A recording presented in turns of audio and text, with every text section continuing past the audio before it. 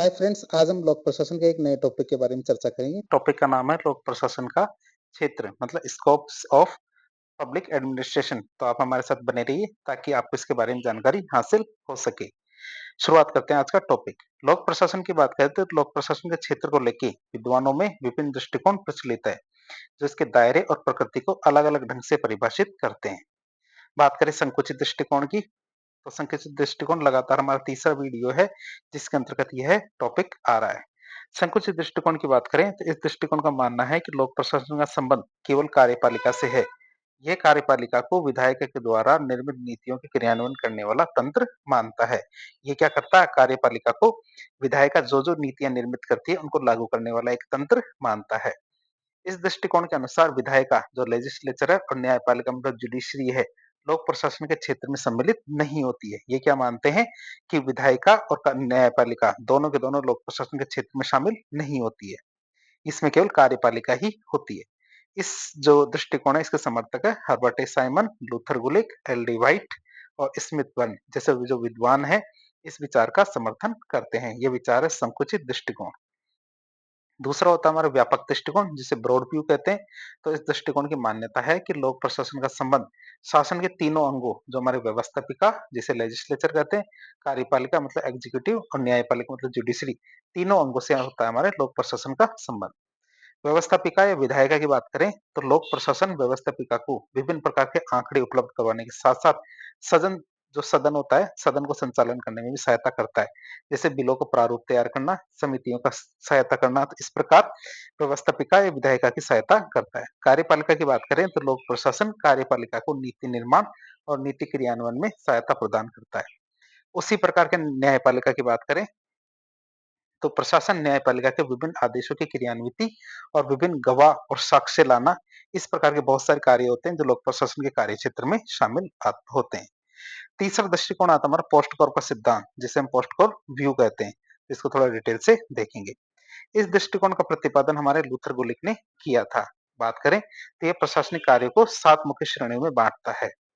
बात करें पी का मतलब होता है प्लानिंग, प्लानिंग का मतलब होता है योजना बनाना, मतलब संसाधनों का उपयोग सुनिश्चित करना और विभिन्न योजनाओं की रूपरेखा का निर्धारण करना, ये हमारे प्लानिंग के अंतर्गत आता है। ओ का मतलब होता है ऑर्गेनाइजिंग मतलब संगठित करना, जिसमें हमारे फोरमैन, फोरमैन का मतलब पहले एम का मतलब मानव या मैन, दूसरे एम का मतलब विधि या मेथड, तीसरे एम का मतलब सामग्री या मटेरियल, चौथे एम का मतलब मशीन जैसे जो संसाधन है इनको संगठित करना और संरचना बनाना। 4 एम हो गए मैन, मेथड, मटेरियल, मशीन। इन जो संसाधन है इनको संगठित करना और इनका एक संरचना बनाना इसका कार्य है। ओ का मतलब ऑर्गेनाइजिंग। एस का मतलब स्टाफिंग मतलब कार्मिक की व्यवस्था, तो कार्मिकों की भर्ती, वेतन निर्धारण, प्रशिक्षण और पदोन्नति संबंधी जो कार्य किए जाते हैं वो स्टाफिंग के अंदर गिने जाते हैं। डी का मतलब डायरेक्टिंग मतलब निर्देशन, तो उच्च अधिकारी के द्वारा अधीनस्थों को कार्य संबंधी निर्देश और मार्गदर्शन प्रदान किया जाता है। किसके अंतर्गत? डायरेक्टिंग या निर्देशन के अंतर्गत। सीओ का मतलब होता है कोऑर्डिनेशन या समन्वय, तो संगठन में क्या विभिन्न व्यक्तियों और संगठन की विभिन्न इकाइयों के मध्य समन्वय स्थापित करना ताकि कार्य सुचारू रूप से हो सके, तो सीओ कोऑर्डिनेशन या समन्वय के अंतर्गत इसको गिना जाता है। आर का मतलब होता है रिपोर्टिंग या जिसे प्रतिवेदन कहते हैं। प्रत्येक अधीनस्थ का ये कर्तव्य होता है कि वह अपने कार्यों की प्रगति, बाधाओं आदि से उच्च अधिकारी को अवगत कराए यदि उससे कोई दिक्कत आ रही है या फिर जो प्रगति उन्होंने कार्य में की है वह सभी चीजें अपने उच्च अधिकारी को बताएं। बी का मतलब होता है बजटिंग या बजट बनाना, तो संगठन की आय व्यय का ब्यौरा तैयार करना और वित्त प्रशासकों के कार्य को देखना हमारे बजटिंग के अंदर गिना जाता है। ई का मतलब इवेल्यूशन या मूल्यांकन, यह शब्द शुरू में जब लूथर गुलिक ने दिया था सिद्धांत उस समय नहीं था। यह शब्द क्या 1971 में बाद में जोड़ा गया था, जो परिणामों के मूल्यांकन और सुधार पर जोर देता है। बात करें इस सिद्धांत की आलोचना की, तो आलोचना किस प्रकार की जाती है? यह मुख्य रूप इसकी सबसे मुख्य आलोचना की बात करें तो यह प्रशासन के मुख्य कार्य जैसे नीति निर्माण करना, मूल्यांकन मुख्य रूप से इसमें पहले शामिल नहीं था लेकिन बाद में 1971 में जोड़ा गया था। जनसंपर्क और सबसे महत्वपूर्ण होता है जन कल्याण, इनको पूरी तरह से नजरअंदाज करता है। वो लोक प्रशासन क्या होता है? कुछ महत्वपूर्ण कार्य होते हैं इसके, जैसे नीति निर्माण, मूल्यांकन, जनसंपर्क, जन कल्याण, ये सिद्धांत होते हैं लेकिन ये पोस्ट कॉर्प के सिद्धांत में शामिल है ही नहीं। तो ये इन चीजों को नजरअंदाज करता है। कौन? पोस्ट कॉर्प का सिद्धांत। यह मानव जो संबंध उपागम है इसका भी विरोधी है। क्यों? क्योंकि इसे मानवीय संबंधों और अनौपचारिक पहलुओं को स्थान नहीं दिया गया है। बात करें इसकी तो यह सिद्धांत लोक प्रशासन की केवल प्रबंधकीय नीति की व्याख्या करता है, न कि इसके व्यापक सामाजिक और राजनीतिक पहलुओं की। ये क्या करता है? लोक प्रशासन की केवल प्रबंधकीय नीति की व्याख्या करता है, बल्कि क्या नहीं करता? ये सामाजिक और राजनीतिक पहलुओं की उपेक्षा करता है। बात करें पाठ्य विषय वस्तु दृष्टिकोण की, सब्जेक्ट मैटर व्यू की, तो लेविस मेरियम साहब मैडम क्या कहती है? इसका समर्थन लेविस मेरियम समर्थित इस दृष्टिकोण का मानना है कि लोक प्रशासन केवल पोस्टकॉप जैसे प्रबंधन कार्य से नहीं चलता, बल्कि ये सरकार के द्वारा दी जा रही विशिष्ट सेवाओं की विषय सामग्री पर भी निर्भर करता है। जैसे मान लीजिए एक कैंची है, जैसे ये एक कैंची है, तो कैंची में एक फलक का मतलब होता है कि जैसे सरकार है, सरकार के विभिन्न तरह अलग-अलग तरह के विभाग होते हैं, कोई रक्षा विभाग, कोई वित्त विभाग, कोई पर्यटन विभाग, तो इस प्रकार बहुत सारे विभाग होते हैं। एक तो लोक प्रशासन को इसकी समझ होनी चाहिए जिस विभाग में वो कार्य कर रहा है। दूसरे कैंची के फलक का मतलब होता है कि उसे प्रशासन की भी समझ होनी चाहिए कि प्रशासन किस तरह से कार्य करता है। तो इस कैंची के माध्यम से जो हमारे लेविस मेरियम है, ये समझाने का प्रयास करती है। बात करें जैसे सरकार कौन-कौन सी सेवाएँ देती है, जिसमें चिकित्सा, स्वास्थ्य, कृषि, परिवहन, समाज कल्याण, शिक्षा, इस प्रकार विशिष्ट प्रकार की सेवाओं को दिया जाता है सरकार के द्वारा। तो क्लेविस मेरियम का मानना है कि यह कैंची के 2 फलकों के रूप में होता है। प्रशासन की बात करें, लोक प्रशासन की, तो यह क्या कैंची के 2 फलकों के रूप में है, जिसमें एक फलक तो पोस्ट कॉप से ज्ञान होना चाहिए, जबकि दूसरा फलक क्या विषय का ज्ञान होना चाहिए, जिस विभाग में उसको लगाया जा रहा है। अतः दोनों फलक कैसे होने चाहिए? धारदार होने चाहिए। इसका अर्थ है कि एक प्रभावी प्रशासक को प्रबंधन कौशल मतलब पोस्ट कॉप के साथ-साथ जिस क्षेत्र में वह कार्य कर रहा है, उसका भी विशिष्ट ज्ञान होना चाहिए। पांचवा दृष्टिकोण आता है हमारा लोक नीति संबंधी दृष्टिकोण, पब्लिक पॉलिसी व्यू। इस दृष्टिकोण का मानना है कि प्रत्येक प्रशासन केवल लोक नीति क्रियान्वयन में ही नहीं, बल्कि लोक नीति निर्माण में भी महत्वपूर्ण भूमिका निभाता है। मतलब लोक प्रशासन क्या करता है? केवल ऐसा नहीं कि नीतियों को लागू करने का कार्य करता है, ये नीति को बनाने में भी सहायता करता है, पॉलिसी फॉर्मेशन में भी सहायता करता है। प्रशासक विशेषज्ञ सलाह, जमीनी हकीकत की जानकारी और फीडबैक के माध्यम से नीति निर्माण को प्रभावित करते हैं। प्रशासक क्या करते हैं? विशेषज्ञ सलाह देते हैं, जमीनी हकीकत की जानकारी देते हैं और फीडबैक के माध्यम से क्या करते हैं? नीति निर्माण को प्रभावित करते हैं। इसके समर्थक की बात करें तो यो हेड्रिजल ड्रॉर और हेरोल्ड लॉसवेल जैसे जो विद्वान हैं इसका समर्थन करते हैं लोक नीति संबंधी दृष्टिकोण का। फिर लोक निजी प्रशासन दृष्टिकोण की बात करें तो ये क्या कहता है? ये जो मानते हैं क्या मानते हैं कि लोक और निजी प्रशासन में अंतर नहीं है, मतलब दोनों सेम है, समानतावादी। ऐसे कौन है? ये हमारे मेरी पार्कर फोलेट, लूथर गुलिक, लिंडाल उर्विक जैसे विद्वान क्या कहते हैं कि लोक प्रशासन और निजी प्रशासन में कोई अंतर नहीं है, दोनों सेम जैसे हैं। ये मानते हैं कि प्रबंधन के सिद्धांत सार्वभौमिक होते हैं और लोक और निजी दोनों क्षेत्रों पर समान रूप से लागू होते हैं। प्रबंधन के सिद्धांत क्या होते हैं? सार्वभौमिक होते हैं और लोक और निजी दोनों क्षेत्रों पर समान रूप से लागू होते हैं। दूसरे जो मानते हैं कि लोक और निजी प्रशासन सेम नहीं है, अलग-अलग है, मतलब असमानतावादी है। ये कौन है? हमारे Herbert Simon, Paul H Appleby जैसे जो विद्वान हैं इस बात पे जोर देते हैं कि लोक प्रशासन में राजनीतिक संदर्भ, जन जवाबदेही और सामाजिक मूल्यों का महत्व निजी प्रशासन से अलग होता है, क्योंकि निजी प्रशासन में इन चीजों को शामिल नहीं करते हैं। किन-किन को? हमारी जन जवाबदेही, जनता के प्रति जवाबदेही, सामाजिक मूल्य, राजनीतिक संदर्भ, ये चीजें निजी प्रशासन में नहीं होती, ये केवल लोक प्रशासन में ही होती है। अब बात करें आधुनिक दृष्टिकोण या मॉडर्न व्यू की बात करें तो आधुनिक दृष्टिकोण का मानना है कि लोक प्रशासन का क्षेत्र परिवर्तित परिस्थितियों के अनुसार परिवर्तनशील है, मतलब डायनेमिक है। जिस प्रकार राज्य के कार्य क्षेत्र में वृद्धि हो रही है, जैसे जैसे राज्य बढ़ता जा रहा है तो उसके कार्य क्षेत्र में भी वृद्धि हो रही है। जैसे कई कार्य पहले नहीं हुआ करते थे लेकिन अब लोक प्रशासन के अंतर्गत उनको किया जाता है। जैसे लोक कल्याणकारी राज्य की अवधारणा पहले कम थी, अब बढ़ रही है। उसी प्रकार लोक प्रशासन का कार्य क्षेत्र भी बढ़ रहा है। ये आधुनिक दृष्टिकोण है। और अन्य दूसरी मान्यताएं हैं उनकी बात करें तो यह राजनीतिक प्रशासन द्विभाजन सिद्धांत को अस्वीकृत करता है। मतलब राजनीति पहले क्या होता था कि जैसे ये पढ़ने की वाली बात है कि पहले लोक प्रशासन अलग से कोई सब्जेक्ट नहीं हुआ करता था। पहले ये मानते थे कि हमें राजनीति या पॉलिटी के अंतर्गत ही लोक प्रशासन या पब्लिक एडमिनिस्ट्रेशन को पढ़ना चाहिए। लेकिन बाद में ये तय किया गया कि दोनों अलग अलग है, तो इसी बात पर काफी लंबे समय तक बहस छिड़ी हुई थी कि क्या लोक प्रशासन और पॉलिटी जो राजनीति विज्ञान है इनको अलग अलग मानना चाहिए या दोनों को एक मानना चाहिए। तो ये क्या करता है कि राजनीति और प्रशासन दोनों द्विभाजन सिद्धांत को अस्वीकृत करता है कि दोनों अलग-अलग नहीं है, दोनों सेम ही है। यह लोक और निजी प्रशासन के बीच कुछ समानताओं को स्वीकार करता है, लेकिन उसके अंतरों को भी पहचानता है। बात करें आधुनिक दृष्टिकोण की, तो आधुनिक दृष्टिकोण में 3 शब्द आते हैं, 3 ई का कॉन्सेप्ट। पहले ई का मतलब इकोनॉमी, मतलब मितव्ययता, दूसरे ई का मतलब इफेक्टिवनेस मतलब प्रभावशीलता, तीसरे ई का मतलब होता है एफिशिएंसी मतलब कार्यकुशलता। इस अवधारणा पर बल देता है। इसकी अवधारणा पर क्या है? बल दिया जाता है आधुनिक दृष्टिकोण के अंतर्गत। अब हम देखेंगे लोक प्रशासन के महत्व के बारे में, इंपॉर्टेंस ऑफ पब्लिक एडमिनिस्ट्रेशन। तो लोक प्रशासन आधुनिक राज्य की रीढ़ होती है, जिसके बहुआयामी महत्व होते हैं। पहला महत्व आता है सरकार के जो उद्देश्य है उसको प्राप्त करने में लोक प्रशासन सहायता करता है। जैसे राज्य की इच्छाओं की पूर्ति के लिए प्रशासन ही एकमात्र माध्यम रहा है। यह सरकार के द्वारा विभिन्न क्षेत्रों हेतु बनाई गई जो नीतियां हैं, इनका सफल क्रियान्वयन सुनिश्चित करता है कौन? लोक प्रशासन। दूसरा, जन कल्याण का माध्यम। तो भारत जैसे देश में लोक प्रशासन संविधान के नीति निर्देशक तत्वों के माध्यम से समाज के दीनहीन और जो निर्योग्य व्यक्ति है, इनके लिए राज्य के द्वारा विशेष प्रयासों के माध्यम से समाज की मुख्य धारा में लाने का प्रयास करता है। तो ये क्या करता है कि लोक प्रशासन क्या करता है? संविधान के जो नीति निर्देशक तत्वों के माध्यम से जो भी हमें कार्य दिए गए हैं, उनसे समाज के जो दीनहीन और निर्योग्य व्यक्ति हैं, उनके लिए राज्य द्वारा जो विशेष प्रयास किए जाते हैं, उनके माध्यम से समाज की मुख्य धारा में लाने का प्रयास करता है।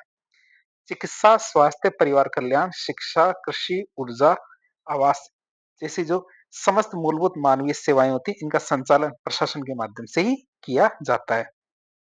इसी संदर्भ में देखें तो फ्रेडरिक वॉल्डो साहब क्या कहते हैं, उनकी एक पुस्तक थी एडमिनिस्ट्रेटिव स्टेट, जो उन्होंने 1948 में लिखी थी। तो इस पुस्तक में उन्होंने कहा था कि प्रशासन क्या होता है? जन्म से लेके कब्र तक विद्यमान है। जब जन्म लेता है बच्चा तो उसका नामकरण किया जाता है, बर्थ सर्टिफिकेट बनाया जाता है, तो उसी में प्रशासन शुरू होता है।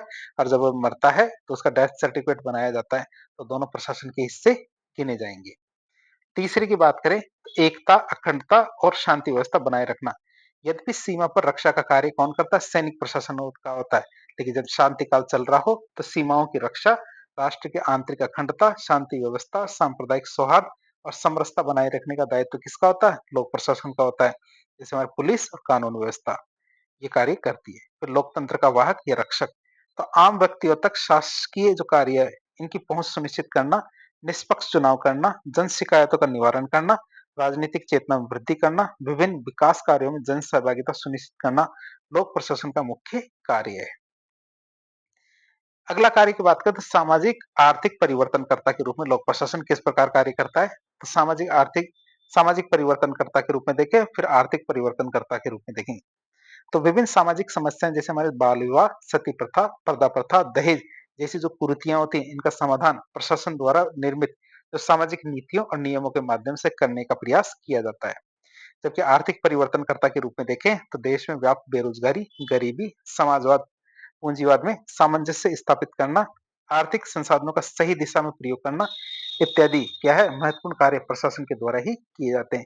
तो प्रशासन क्या दोनों रूप में कार्य करता है, सामाजिक परिवर्तनकर्ता के रूप में भी और आर्थिक परिवर्तनकर्ता के रूप में भी। छठा आता है हमारा सभ्यता संस्कृति कला के संरक्षणकर्ता के रूप में। तो लोक प्रशासन के द्वारा प्रत्येक राष्ट्र की क्या लोक प्रशासन के द्वारा प्रत्येक राष्ट्र की सांस्कृतिक विविधता, विरासत का संरक्षण किया जाता है। जैसे हमारे चित्रकला, वास्तुकला, संगीत कला का संरक्षण और विकास, और देश की गौरवशाली मूल्यों का संरक्षण भी किया जाता है। जैसे हमारा पुरातत्व विभाग, संस्कृति मंत्रालय, तो इस प्रकार क्या है? गौरवशाली मूल्यों का संरक्षण भी किया जाता है।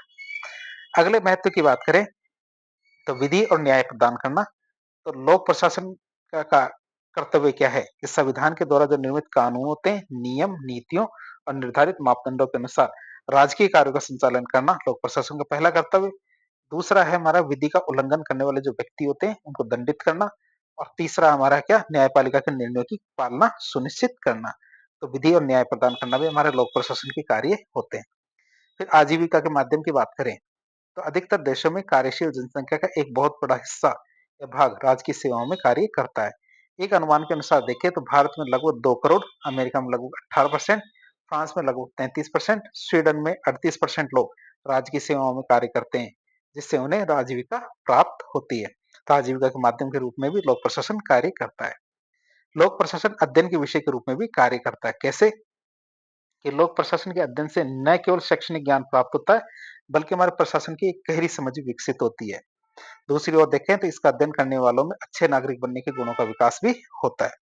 अब बात करेंगे प्रसिद्ध कथनों की जो हमारे लोक प्रशासन के महत्व को दिखाते हैं। जैसे विल्सन के अनुसार देखें तो विल्सन साहब क्या कहते हैं कि लोक प्रशासन सरकार की चौथी शाखा है, क्योंकि तीन स्तंभ तो हमने देख लिया, व्यवस्थापिका, कार्यपालिका और न्यायपालिका। तो लोक प्रशासन क्या है? सरकार की चौथी शाखा है, जो ये दिखाता है कि इसकी भूमिका विधायिका, कार्यपालिका, न्यायपालिका जितनी ही महत्वपूर्ण है। डोनम साहब क्या कहते हैं? फिर डोनम को व्हाइट डोल्डो लिख दिया, व्हाइट ड्वाइट वॉल्डो। तो डोनम साहब क्या कहते हैं कि वर्तमान सभ्यता की असफलता प्रशासन की असफलता मानी जाएगी, जो ये बताता है कि समाज की प्रगति सीधे तौर पे प्रशासन से जुड़ी हुई है।